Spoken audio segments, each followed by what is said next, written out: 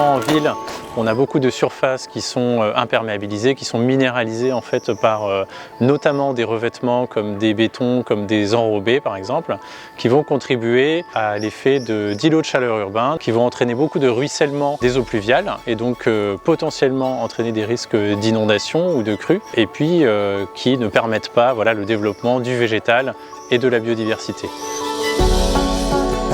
Désimperméabiliser, c'est l'action d'éliminer en fait ces revêtements pour retrouver des fonctions essentielles au sol. Il y a une vraie demande des habitants, c'est apporter tous les bienfaits du végétal en ville pour le cycle de l'eau, des sols vivants, la captation de CO2, l'évapotranspiration et donc de la réduction des îlots de chaleur. C'est donc un sujet du quotidien à l'échelle de la ville dans l'intégralité des aménagements qu'on peut être amené donc soit à créer, soit à renouveler quand ils commencent à vieillir un peu. Notre métier, pour le coup, à la direction des parcs et jardins, c'est de profiter de cette désimperméabilisation pour créer du paysage et créer du végétal utile pour la biodiversité et en particulier pour l'homme qui fait partie de l'écosystème. La prise en compte des sols dans les stratégies d'aménagement est très importante et présente un enjeu fort. Il s'agit d'avoir une meilleure connaissance sur l'état du sol et les fonctions qu'il sera en capacité d'assurer après son dessèlement. Quand on va vouloir reconstruire des sols ou rendre des sols fertiles après dessèlement, il faut le faire dans le cadre de l'économie circulaire avec l'idée de réutiliser les matériaux qui sont en place dans les assises de voirie. Le projet dessert. C'est un projet en fait multi-acteurs. Il y a eu des essais qui ont été faits en laboratoire avec différents matériaux qui ont été associés ensemble et qui ont été végétalisés pour comprendre un petit peu à petite échelle comment ça se passait.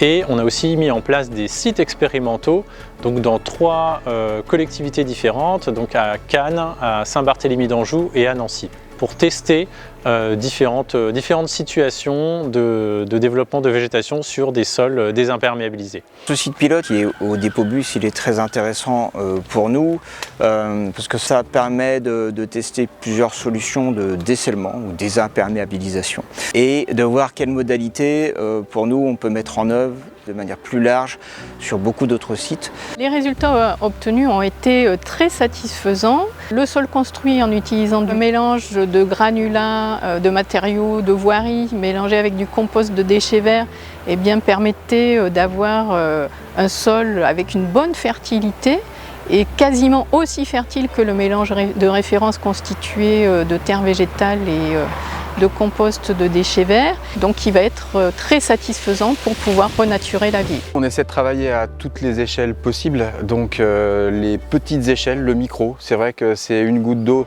pour le coup dans l'océan, mais c'est autant de contributions finalement quand c'est répété à cette désimperméabilisation dans la ville. On met en œuvre par exemple des mini-jardins, des désimperméabilisations de pieds de façade qui sont plantés généralement donc, de vivaces et de plantes grimpantes. On a des réflexions larges sur des réaménagements de parcs ou de squares et entre les deux on a à peu près toutes les échelles sur des espaces existants au pied d'arbres, ce qui va leur permettre d'être mieux alimentés en eau, de pouvoir pour le coup plus évapotranspirer et donc de ce fait-là plus jouer leur rôle de climatiseur dans la ville. Ici nous sommes à l'école Cussonneau à Angers.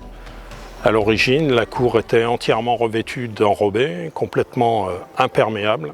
Le principe était d'enlever l'enrobé, désimperméabiliser ce terrain et réintroduire de la végétation pour créer un îlot de fraîcheur au milieu de la cour. Sur la RD 312 où des travaux ont débuté début 2025 pour la mise en œuvre d'un axe cyclable majeur entre Saint-James-sur-Loire et Angers. Donc on en a profité à la fois pour créer cet axe cyclable en dur, mais également enlever de l'enrobé au sol, de manière à ce que les arbres existants puissent mieux respirer, mieux s'enraciner.